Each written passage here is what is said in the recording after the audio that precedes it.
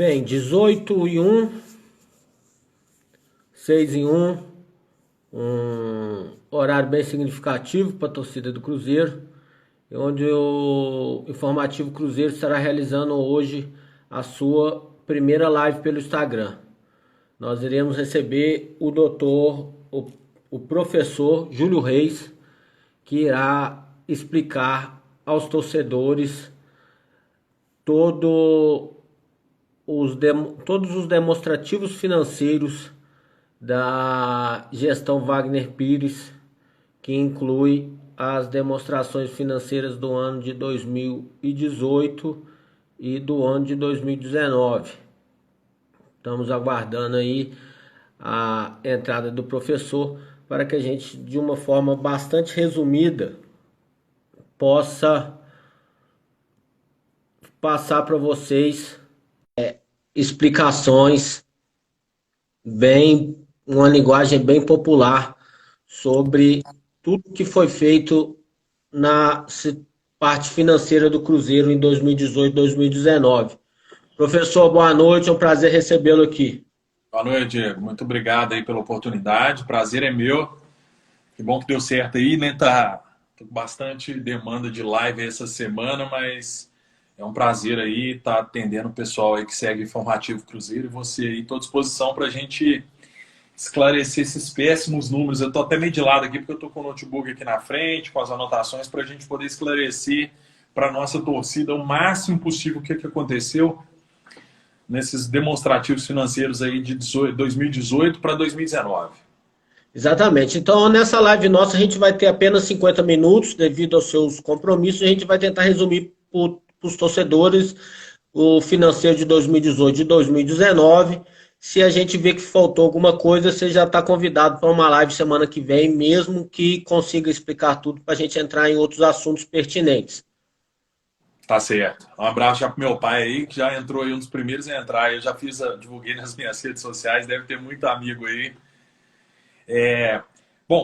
Vamos, como eu te propus antes, qual que é a ideia, né? Só para fazer um preâmbulo aí para a torcida. Demonstrativo financeiro, é importante entender, todo mundo, principalmente a imprensa, ali é lógico, ninguém é obrigado a saber isso. Confunde demonstrativos financeiros com balanço financeiro. O demonstrativo financeiro é um conjunto de documentos cujo um desses documentos é o balanço financeiro. Ele basicamente são 3 documentos. É fluxo de caixa, que mostra o que entrou e o que saiu do caixa. O DRE, que é demonstrativo de resultado de exercício, que para mim ele que mostra como foi o ano do Cruzeiro.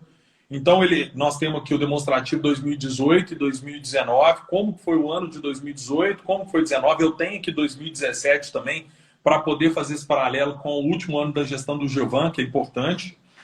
E o balanço financeiro, ele mostra mais ou menos um retrato da situação econômica do Cruzeiro ao final do ano passado. Então, no balanço financeiro, é onde que dá para a gente enxergar o que o Cruzeiro tem de ativo, o que o Cruzeiro tem de passivo, qual que é o patrimônio do Cruzeiro, quais são as dívidas do Cruzeiro. É um retrato da saúde do Cruzeiro. É lá que mostra que a dívida do Cruzeiro hoje está em 890 milhões, se você considerar, inclusive, antecipação de receita como dívida. Eu considero. É porque os analistas que falam mais sobre isso, Rodrigo Capello e alguns outros, eles costumam tirar isso, por isso eles falam que a dívida do Cruzeiro está em 800. Mas na minha conta, o Cruzeiro antecipou receita, está devendo. Mas só que não vai ter que pagar com dinheiro, vai ter que jogar e normalmente antecipação de direitos de televisão. Mas essa análise do balanço, eu fiz uma live de mais de uma hora e pouco, e aí eu vou aproveitar a sua audiência aí. O pessoal pode abrir lá no meu canal do YouTube, Professor Júlio Reis, ou aqui mesmo no Instagram, também no IGTV do meu Professor Júlio Reis aqui, que tem uma análise muito detalhada das dívidas do Cruzeiro. E lá no Twitter também eu fiz um quadro resumo e postei lá uma foto com um quadro resumo mostrando bem como é o perfil da dívida do Cruzeiro. O que eu acho que faltou, eu fiz um videozinho de 10 minutos na noite que saiu o resultado, que falta, que eu acho que a gente pode explorar bem, é mostrar esse demonstrativo de resultado de exercício que eu te falei, que é mostrar como foram as receitas e despesas do Cruzeiro ao longo do tempo, que foi aquele que foi divulgado até pelo Dr. Cris Bretas, que falou que a gente fechou 2019 com um déficit de 394 milhões, que deixou todo mundo de cabelo em pé. Que o Rodrigo Capello, da Globo, falou que em mais de 600 demonstrativos financeiros que ele analisou na carreira dele, até hoje ele nunca viu um pior do que esse. Eu acompanhei, ele até comentou que tem lá demonstrativo financeiro desde 1940, Foi. 43, algo assim. Então, professor, eu gostaria que a gente começasse por 2018. Eu preparei aqui um texto para a gente ilustrar o torcedor e aí, perante as informações, você analisa e explica para a gente. Então, vamos lá. Primeiramente, em 2018. Ó, em fevereiro desse ano, o Cruzeiro refez os cálculos e atualizou os números das demonstrações contábeis de 2018, sem a imoral inclusão da venda de Arrascaeta que ocorreu em 2019. O cálculo aponta que o clube fechou 2017 com uma dívida de 385 milhões e fechou 2018 com uma dívida de 534 milhões, 38,7% a mais que o ano anterior. Vale lembrar que o primeiro documento que a gente teve acesso, né, foi divulgado, que tinha inclusão da venda do Arrascaeta, ele foi aprovado pelos conselheiros em abril do ano passado, mas não chegou a ser apreciado pelo Conselho Fiscal, já que os integrantes tinham renunciado, assim como os suplentes. E os substitutos desses conselheiros que renunciaram, que foram escolhidos através de eleição vencida por Paulo Pedrosa, não apontaram irregularidades nesses demonstrativos. O déficit do Cruzeiro até dezembro de 2018 foi de R$ 73.816.626. O valor a porcentagem impressionante de 170% a mais que o cálculo no documento anterior, que era de 27.236.795.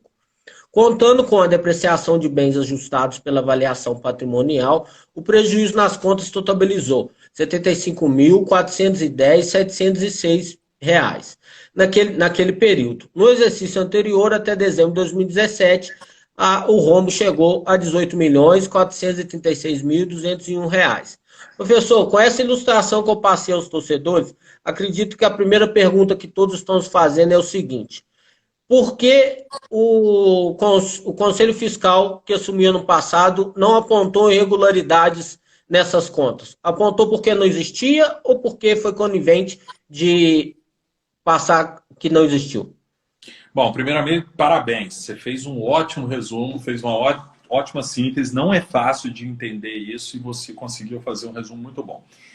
Essa pergunta sua muito boa. Eu lido com conselhos de administração de empresas profissionais, além de futebol. E também não acho que nem nessas empresas esses conselhos funcionam da maneira que deveria funcionar.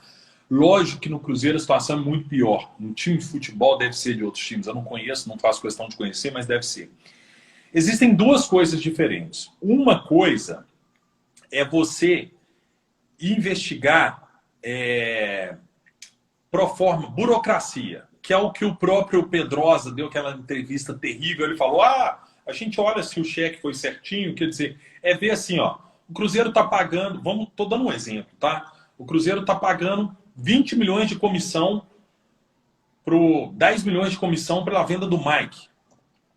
Aí eles apontam 10 milhões de comissão da venda do Mike. Para quem? Para o João, que é o empresário. Aí ele olha, nossa, o cheque é de 20 milhões? Foi para o João? Tá ok. Essa é a avaliação burocrática. Eles olham apenas o seguinte, se está indo dinheiro para quem que eles falaram que está indo, se está saindo da conta o que foi registrado que saiu. É uma avaliação absolutamente burocrática que não adianta nada. Na minha opinião, o papel de um conselho fiscal, ele deveria ser muito mais o seguinte, peraí, 20 milhões ou 10 milhões que seja da comissão do Mike, mas cabe pagar a comissão de um jogador que já estava emprestado com passe fixado, sei lá o quê? Tá certo, isso é moral, isso é correto, quer dizer, são questionamentos que vão além da burocracia. Eu acho, muitas empresas inclusive fazem isso, que o papel do conselho é muito assim, conferir a assinatura de cheque, ver se tinha um caixa lá de, vamos supor, tinha um caixa de 50... Toda empresa tem um caixa em dinheiro, vamos supor que tem 50 mil. Aí o Wagner foi lá e tirou 30 mil, estou dando exemplo. Aí o Wagner pega e assinou um vale lá de 30 mil. Então falou, ó, tô tirando 30 mil para alguma coisa. Eles vão lá olhar se tem só autorização do Wagner. Não quer saber se esses 30 mil, se o Wagner está usando para trocar pneu de carro, pagar IPVA. Então, o papel do Conselho Fiscal é um papel muito burocrático, pro forma. Na verdade, está lá para avalizar mesmo. Eu sou muito a favor que mude muito o papel do Conselho Fiscal. Tanto é que na hora que o Conselho Fiscal começou a enxergar uma coisa aqui, uma coisa ali, os caras pediram renúncia. Espera aí, qual que é a responsabilidade deles? Eles assumiram lá para, se tiver tudo certo eu fico, se tiver tudo errado eu saio. Nunca há opção de denunciar o errado. Quando que haveria essa opção? Porque quando deu errado eles saíram. Então até Eles ainda, só um parênteses, eles ainda, esse Conselho Fiscal que renunciou, a gente tem declarações de várias pessoas, né, ligadas ao não ao Conselho, que tinham dificuldade de não receberem documentos básicos, né, para manter o trabalho, para fazer, como diz assim, o trabalho mínimo, né, que tem que ser mínimo. feito pelo Conselho Fiscal. Mas aí eles têm que pegar e botar a boca no trombone e não pedir o boné embora. Entendeu? Isso é uma atitude de covardia. Eu pego e saio para me livrar dos problemas. Não, peraí, gente, eu sou do Conselho Fiscal, vamos denunciar essa presidência, leva na mesa diretora do Conselho Deliberativo, alguma coisa tem que ser feita. Então, eu sou muito a favor que o Conselho tenha um pouco de um papel, um pouco mais de análise crítica. Aí precisa ter gente mais capacitada. Você vê esse senhor Pedrosa falar aí, você sabe que esse rapaz aí não sabe nem fazer uma análise de DRE, de balanço financeiro, não deve saber calcular percentual de conta. Põe um cara desse para falar se tem irregularidade, se tem problema, não. Ele não vai ver nada mesmo não, ainda mais que não tem intenção nenhuma de ver, tem intenção de passar o pano. Então até na proposta do doutor Cris Bretas, ele fala de modernização do estatuto, eles falam que os conselheiros fiscais vão ter que ter curso superior. Eu acho até uma grande bobagem, tá? Eu acho o seguinte, curso superior também não diz nada. Hoje se faz curso superior, com todo respeito, sem assistir uma aula pela internet, e tem gente que não tem curso superior, tem um baita do conhecimento prático muito bom. Tinha que ter uma prova e pagar salário. Pagar salário, sim. Eu sei que nesse momento que nós não estamos podendo pagar ninguém, mas o certo, até para você cobrar responsabilidade das pessoas, é falar assim, ó, não, nós vamos ter o nosso conselho fiscal, cada um vai ganhar, sei lá, 3 mil reais por mês, 4 mil reais por mês. Nós vamos fazer uma prova para que boas pessoas, pessoas interessadas, bem intencionadas façam, e aí quem passar nessa prova é eleito, porque é uma pessoa que tem capacidade de abrir um DRE desse com 1, 2 meses e começar a ver que o negócio está degringolando e agir por antecipação. E não esperar fechar o balanço os demonstrativos de um ano, mais 3 meses depois, em abril, igual nós estamos recebendo aqui em abril, mais a gente descobrir que em 2019 nós tivemos 394 milhões de reais de prejuízo, de déficit. Isso aí quebrou o time e ninguém viu nada. Por isso que tem que ter também prestações de contas, no mínimo trimestrais, na minha opinião, devia ser mensal, para você começar a enxergar a situação do clube mês a mês, para atuar preventivamente. Esse é o grande segredo. Deixa eu te fazer uma pergunta, professor. Você falou em relação à prova, né? Para ver ali a capacitação das pessoas para fazerem parte do Conselho Fiscal. O Baroni já tinha, no debate que a gente fez com os candidatos, o Baroni já tinha inventado a ideia de fazer essa prova aos conselheiros do Conselho Deliberativo também.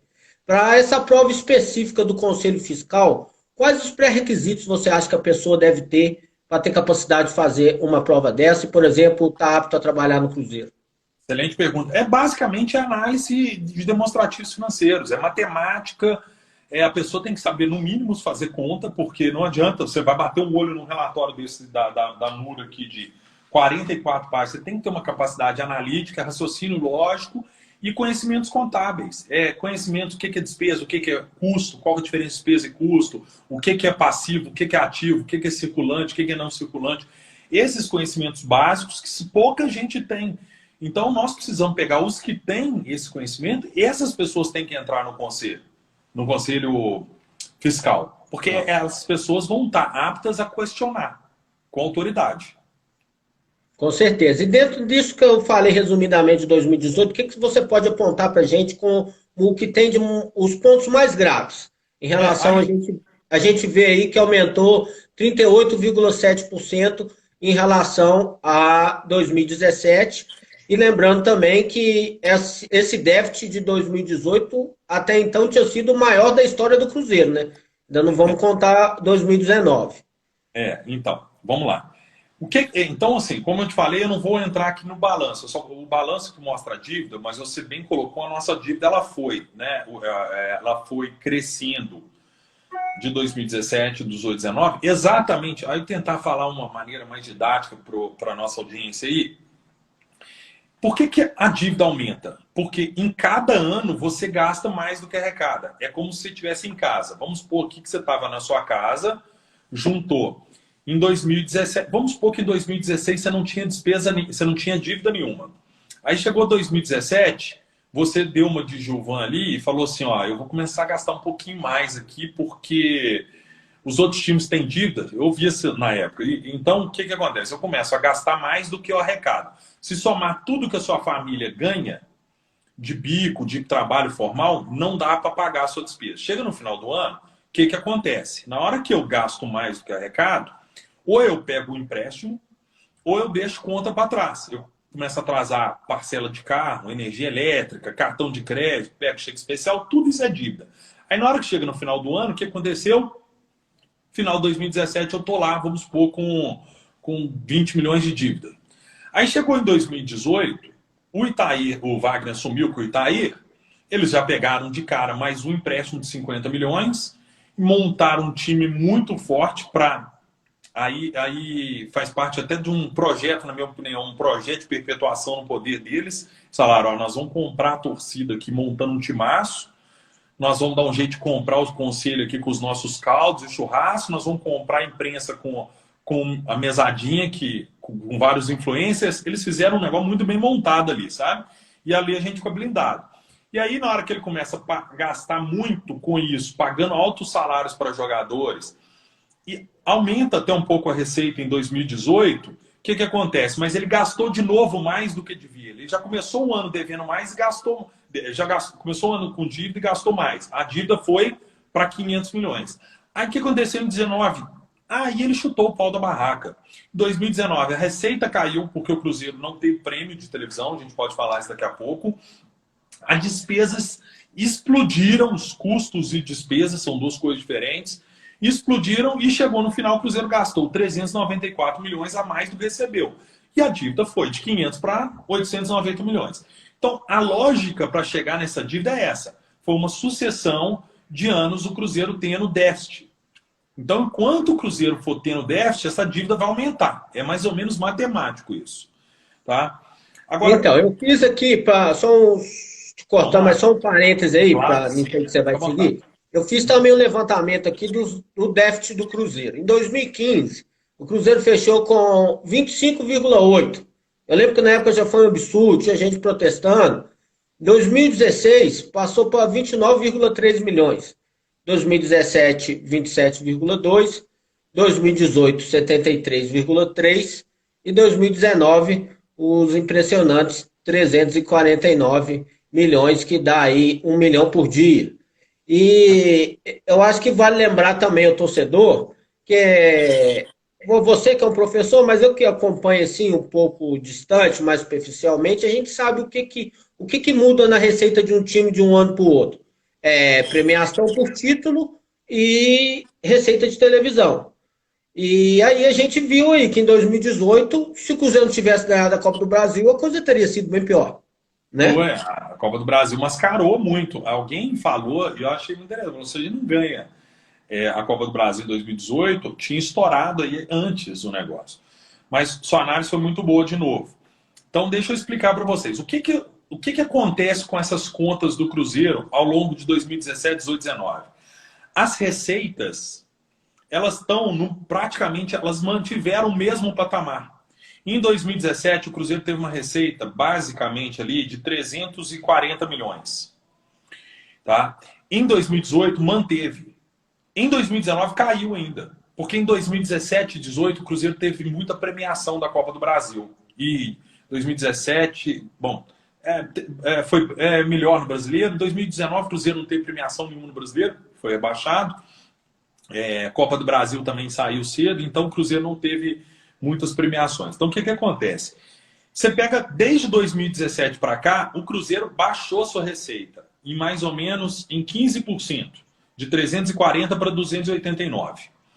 Só que as despesas de 2017 para cá, são duas coisas diferentes. Nós temos custo e despesa. Custo, normalmente, está relacionado com a atividade fim. Então, por exemplo, se você tem uma loja, o que é o custo? O custo é, vamos supor, você tem uma farmácia. O custo é o preço, é os medicamentos que você compra para revender. É o preço de custo do medicamento. E as despesas é o salário dos balconistas, aluguel, energia elétrica. Então, ele separa aqui no DRE. Tá? Os custos do Cruzeiro, eles aumentaram de 259 para 477. Isso de 2017 para 2019. Nós estamos falando o seguinte, as receitas caíram e os custos aumentaram 220 milhões, 84%. Em 2017, o Cruzeiro gastou em custo 260 milhões, em 2019 foram 477 milhões.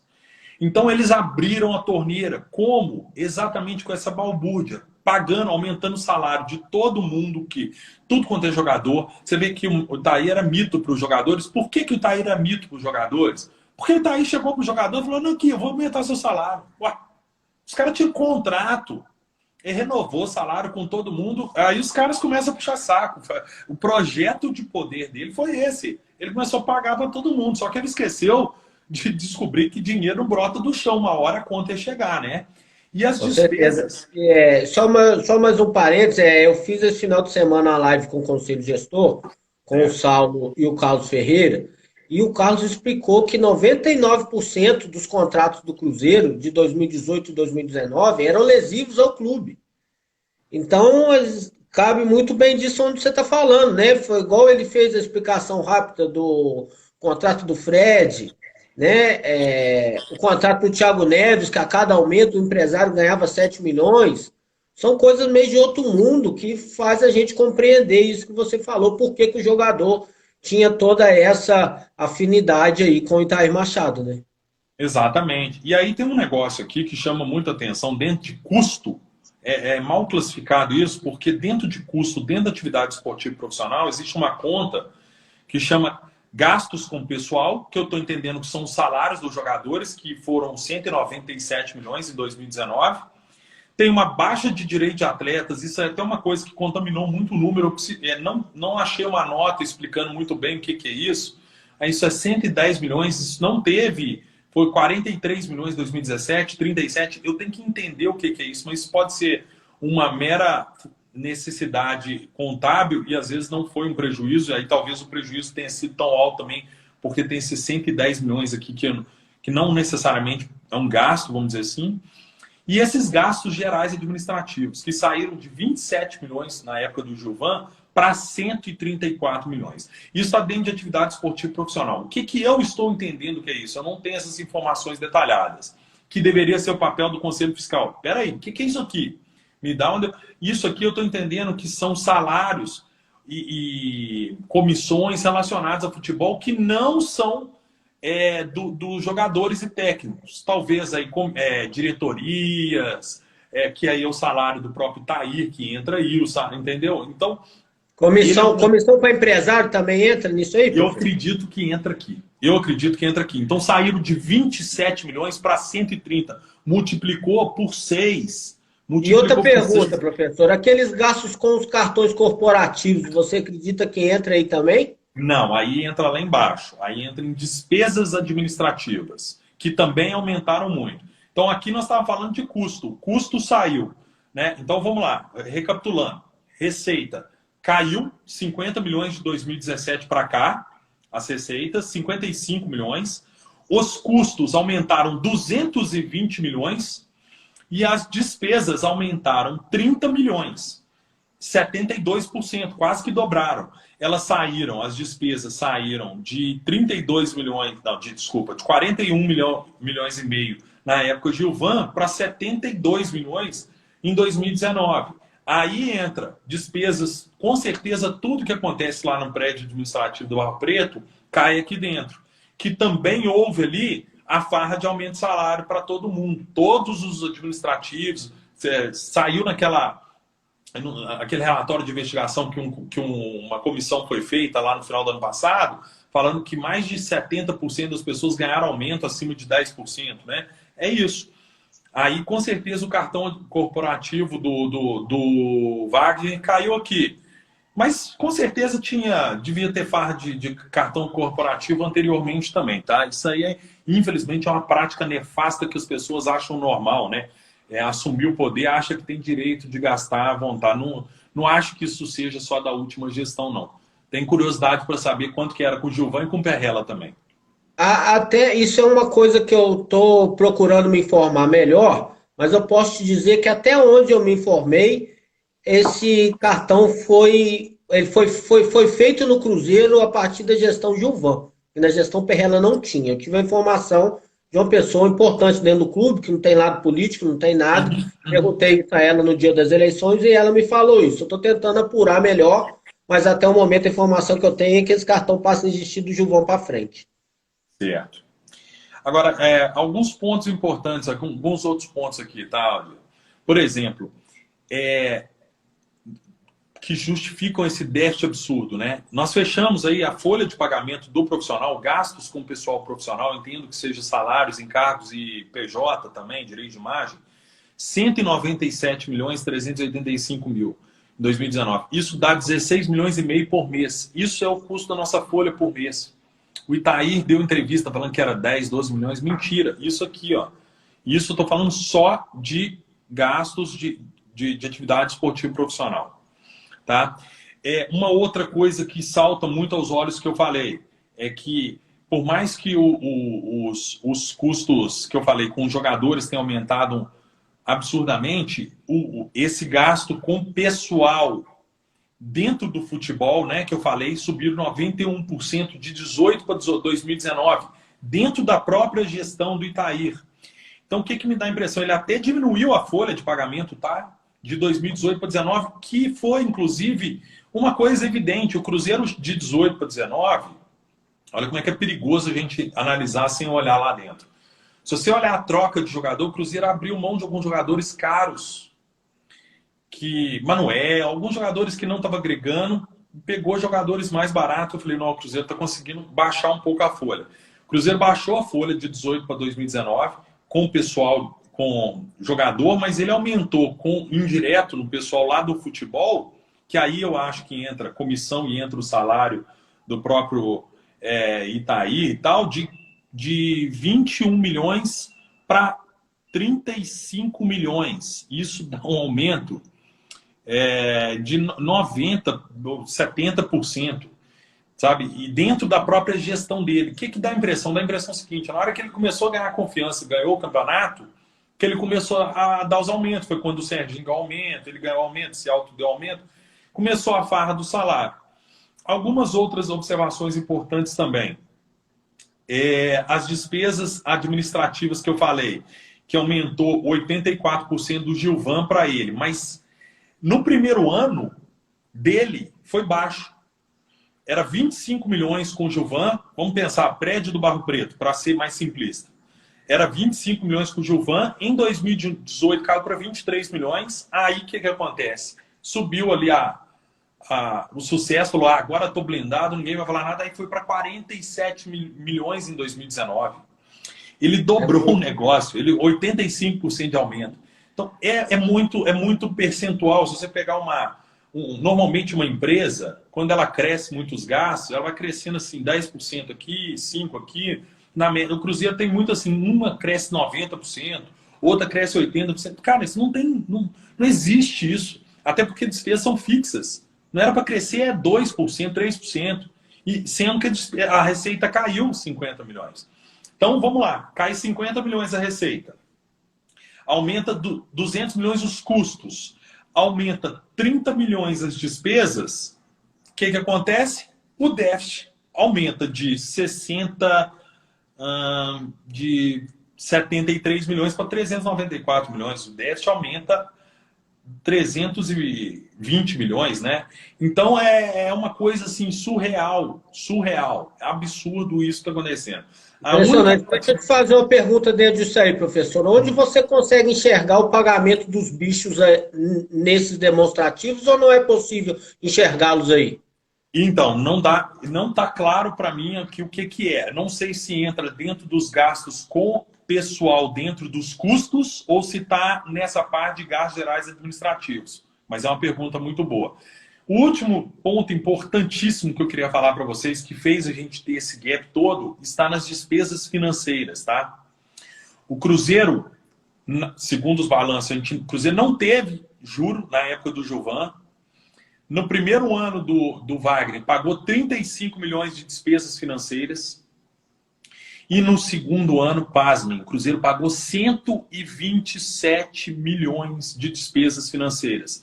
80 milhões, juro por pagamento de dívida.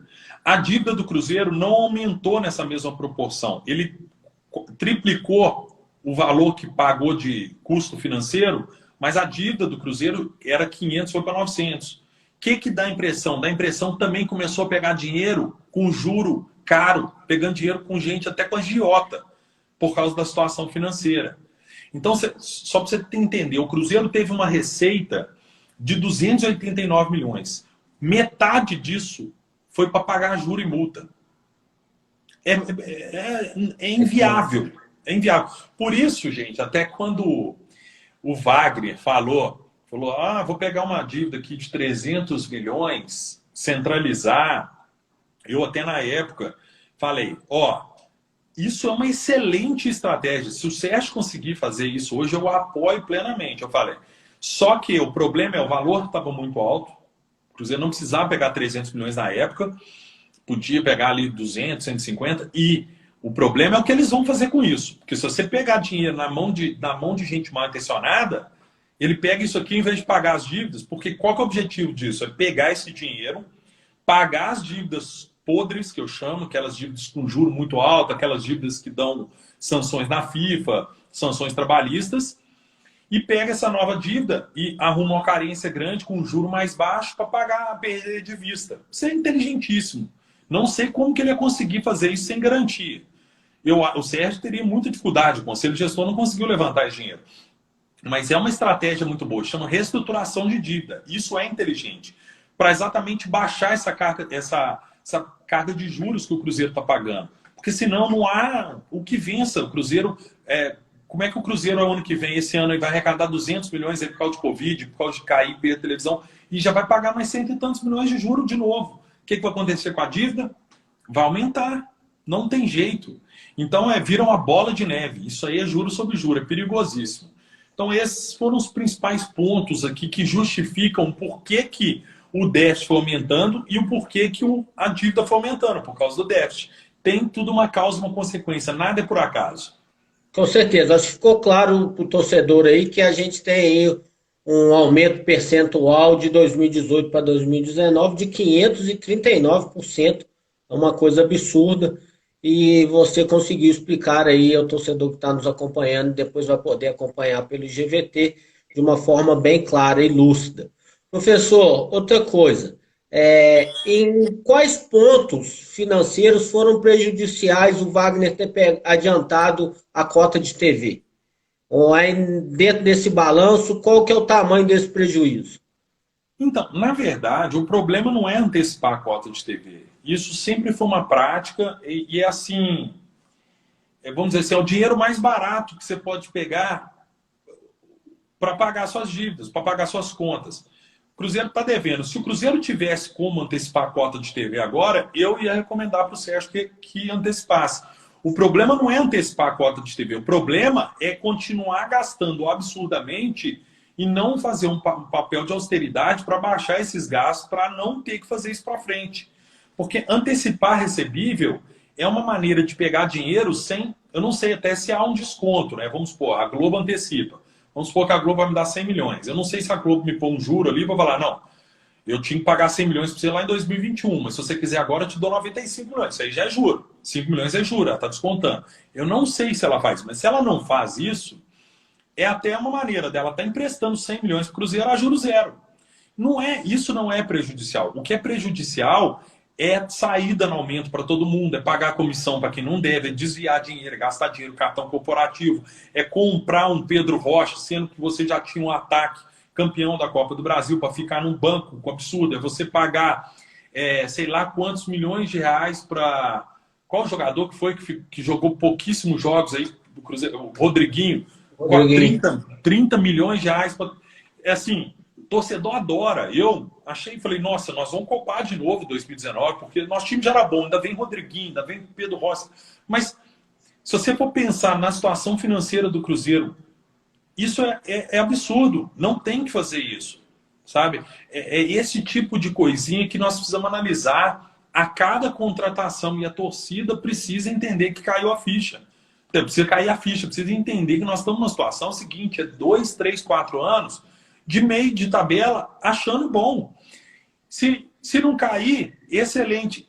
Vai que com a camisa a gente ainda belisca uma Copa ou outra, porque campeonato sem elenco caro, pontos corridos, é praticamente impossível ganhar. Mas uma copinha ou outra aí pode beliscar, entendeu? A gente não ganhou contra o time milionário do Palmeiras lá em 96, contra o time de São Paulo em 2000, pode ganhar. Agora, a gente precisa entender, cada contrataçãozinha dessas aí de 80, 100, 120 mil, precisa ser analisado porque vem um passivo junto. Você contrata a pessoa, se você depois tiver que mandar embora, tem que pagar a multa de rescisão. Quantos jogadores nós estamos pagando salário para ficar treinando em separado? Porque não foi uma contratação bem estudada, né? Por exemplo, a contratação do próprio Robertson, apesar de que ali o valor muito baixo, ali, vamos dizer assim, na minha opinião, um erro muito menos grave. É melhor errar com o Robertson, né, ganhando 20 mil, 10 mil, que errar com o Rodriguinho ganhando 800 conto. Errar com o Delator, que ficou aí 3 anos sem... Pelo amor de Deus, o Cruzeiro... assim, a situação financeira nossa hoje, como que o Cruzeiro consegue ser competitivo no mercado, igual o Atlético Paranaense com um orçamento muito mais baixo? Sendo eficiente nos gastos. Como que pode ser eficiente? O que é o grosso dos gastos de um time de futebol? Está aqui, a folha de pagamento de futebol. Tudo é pequeno perto da folha de pagamento. Como que um time consegue ser bom e barato com folha de pagamento? É uma tarefa quase impossível. Você tendo uma rede de análise de jogador, de scout, de olheiro, muito eficiente. Hoje eu estava vendo aquele Robson Bambu lá, você deve ter visto. O cara foi vendido pelo Atlético Paranaense por 50 milhões de reais, sendo que ele foi um achado ali, não custou nada para o time. O Cruzeiro precisa ter essa rede mais profissional para achar pessoas baratas, porque o único jeito de a gente pagar essa dívida aí, além de se tornar um clube empresa, de vender 49% para alguém, ou de vender os seus ativos, que é uma coisa que eu venho falando muito, que é uma solução que o Cruzeiro tem, é o Cruzeiro dar uma sorte aí de um jogador arrebentar, aproveitar o câmbio está muito favorável, com R$6 o euro, e vender um jogador aí por 20 milhões de euros, sabe? É muito difícil. Eu vi uma pessoa até no Twitter falou, Maurício, é só você vender por 40 milhões de euros. Como? Né? Mas o Saulo revelou na live de sábado que o Cruzeiro tinha proposta de 20 milhões pelo Maurício lá no dia da classificação em Varginha. De reais, né? De reais, né? Reais, que estava tentando passar para 25 milhões de reais. E aí eu perguntei a ele sobre a possível venda do Kaká, que a gente tinha informações que o Kaká, os russos ofereceram 5 milhões de euros nele, né? E aí lá na live eles revelaram somente o valor oferecido pelo Atlético Paranaense, que foi a proposta oficial, né? Os russos fizeram apenas uma sondagem. Mas tanto que o Saulo falou que se conseguisse vender o Kaká e o Maurício, ia até sobrar dinheiro, entre aspas, né, dentro daquilo que o Cruzeiro precisava pagar. Esse é um dos problemas da nossa situação financeira, tá? Porque o que acontece? Quem tem dinheiro, você consegue fazer bons negócios. Você pode ver que o Flamengo, ele engatou um ciclo virtuoso ali, que ele pega, ele tá com dinheiro sobrando, ele vende os meninos dele tudo por milhares, milhões de dólares, tipo o Paquetá, o Vinícius Júnior, etc. Por quê? Porque ele tem condições de segurar. Por exemplo, a gente tem um exemplo aí, só um parênteses, a gente tem um exemplo no próprio Cruzeiro. Não vendeu o Fábio Júnior por 18 milhões para Roma. Vendeu o Giovani por 22 milhões para o Barcelona? Pois é isso que eu estou te falando. Agora, por exemplo, hoje você pega o Maurício, você fala, nossa, 25 milhões de reais era muito pra gente. É muito, mas se você for pensar para eles lá fora, isso é dinheiro de cachaça. Porque se você for transformar isso em euro, dá 4 milhões e pouco de euros. 4 milhões e pouco de euros para time europeu, gente, é dinheiro de cachaça. Então é uma venda muito ruim do ponto de vista do potencial do jogador. Mas nós não temos condições, porque não temos dinheiro, para segurar. Então, o que acontece? De repente, o Maurício estourar na Série B, esse artilheiro da Série B, a gente podia vender ele por 10 milhões de euros, que é pouco lá fora, mas 10 milhões de euros dá 55 milhões de reais. Gente, se o Cruzeiro vender aí só, pega Maurício e Kaká, vende cada um por 10 milhões de euros, que não é absurdo para fora, mas para a gente, é assim, salva meio que o Cruzeiro dá o primeiro passo para fora da lama. Entendeu? É a situação muito difícil, porque a gente não pode se dar o luxo. O conselho gestor fica numa situação difícil. Aceito ou não aceito? Preciso do dinheiro, mas, pô, tô vendendo um cara que daqui a pouco vai estourar por pouco, né? É difícil demais a situação que nós estamos. Com certeza. Professor, a gente já está chegando aqui na reta final da nossa live, que são só 50 minutos aqui no Instagram. Quem me acompanha aí sabe que a gente faz as lives no YouTube acostumada 1 hora e meia. Tivemos live de até 3 horas com debate com os pré-candidatos. Eu gostaria que você respondesse para a gente duas coisas resumidamente, que aqui no meu relógio está faltando 8 minutos. A primeira é o seguinte: eu fiz a pergunta em relação ao Wagner ter adiantado a cota de TV, porque ele adiantou uma cota de Série A e agora está na Série B, né? É. E a segunda é o seguinte: qual a importância para o Cruzeiro do Conselho Gestor ter conseguido voltar para o Profut? Nossa, não tem preço, né? Essa foi uma vitória, porque isso está refletido na nossa dívida. A nossa dívida de 890, ela tem esse 90 milhões que são antecipações de receita, que o Cruzeiro não vai precisar pagar, porque vai jogar e aí paga, em 1, 2, 3 anos que seja. E tem essa questão da reversão dos débitos tributários, que eu não lembro o valor certo aqui, mas é coisa de milhões e milhões de reais que o Cruzeiro tinha perdido de benefício e reverteu para essa liminar. Então, essa dívida tende, se mantida essa posição, se não for revertida, o Cruzeiro tende a manter, tende a baixar para o ano que vem, graças a Deus. Essa é uma situação boa. Então, isso é uma vitória sem preço. E isso é uma responsabilidade absurda. Por isso que eu acho que a diretoria passada, na hora que começou a entrar ali as denúncias do Fantástico, eles viram o seguinte: cara, a gente não vai ter jeito de ficar aqui não, vamos ferrar de uma vez. Porque não pode. Eles não deixariam isso para eles mesmos administrar. Se eles fossem ficar, eles iam agir com mais responsabilidade, porque eles sabem que eles deixaram quase que uma coisa em insolvência. Então, eles chegaram ali em junho, julho e agosto, se eu não me engano, e pararam de pagar o Profut. O Profut é menos que o salário do Thiago Neves, a parcela mensal. E aí desenquadrou o Cruzeiro. Isso é um absurdo, porque a gente perde milhões e milhões de reais por causa do desenquadramento. Então, essa reversão do Dr. Cris Betas foi fantástica. Esse negócio do Wagner ter antecipado a receita ainda falei muito isso no final. Pessoal, nós estamos fodidos porque vai cair a nossa receita. Falei, ó, em termos de caixa não vai mudar nada, porque o Cruzeiro já antecipou. Na verdade, o que vai acontecer é o seguinte: o Cruzeiro ia pagar a Globo jogando a Série A. Como vai jogar a Série B, só vai pagar um pouco da Globo e a Globo vai virar credora do Cruzeiro. O Cruzeiro vai ter que jogar 2022 para pagar a Globo. O problema não foi no caixa, o problema é que em 2022 e 2021 não tem receita também de futebol por causa disso. E esse é um problema sério. Então, tinha alguma outra pergunta? Não lembro. Não, eu quero fechar agora aqui, a gente tem mais 3 minutinhos, eu quero fechar com o seguinte: dentro da sua visão, sua experiência, se o futebol não voltar esse ano,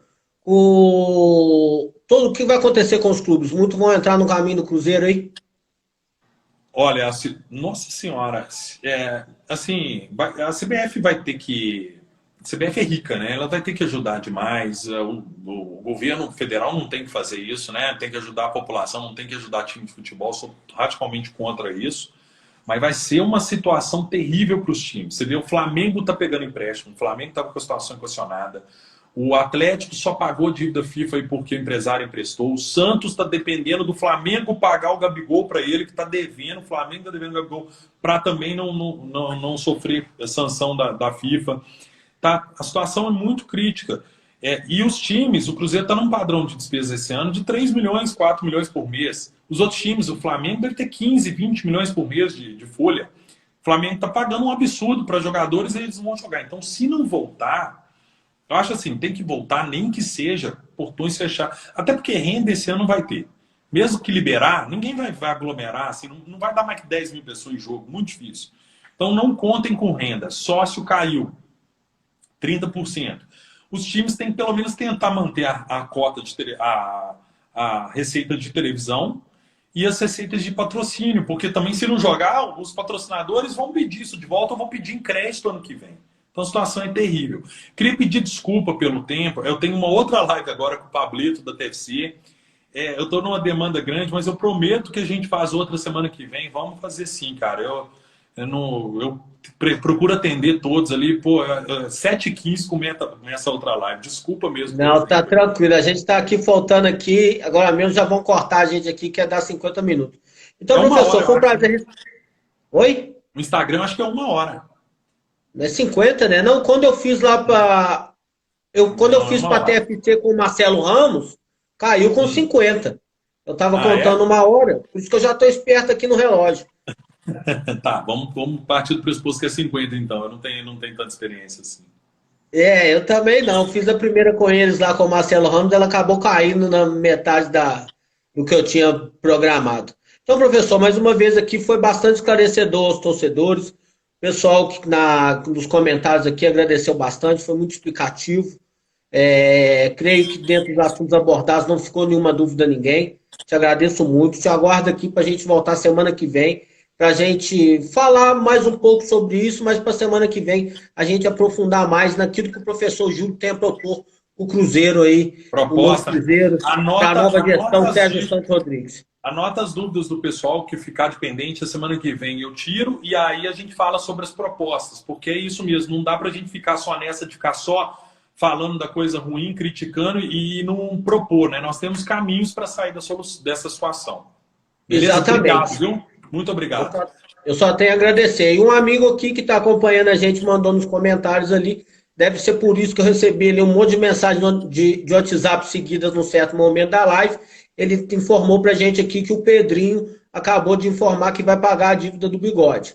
Aí eu me pergunto por que não pagou a do Denilson, né? Mas isso aí depois eu consigo alguém que me responda, né? Porque pagou agora e não pagou antes. Mas bom, enquanto se cortar aí, tchau, né? Mas enquanto não corta, eu estava até muito tranquilo com relação a isso, porque eu acho que o Sérgio ele já tinha isso alinhavado com um Pedrinho, algum outro investidor, porque assim, é até desumano cobrar dele, assumir que ele levante 20, sei lá, 9 milhões, quantos milhões tem que ser. Então, o Pedrinho como apoiador dele. Agora, o que precisa equacionar com o Pedrinho é uma maneira ali de repente, ele até colocar mais dinheiro no Cruzeiro, sem riscos, sem ter que doar esse dinheiro, e sim de uma maneira que ele ajude o Cruzeiro, mas ele tem uma contrapartida no futuro, porque aí a fonte não seca. Porque se ele ficar só dando dinheiro 1 hora, ele cansa. A gente não pode pegar e achar que as pessoas têm obrigação de ficar bom. Então, assim, o Cruzeiro ele pode ser um grande aliado do Sérgio nisso aí, no longo prazo. A gente precisa muito de empresários cruzeirenses ajudando a gente nesse momento.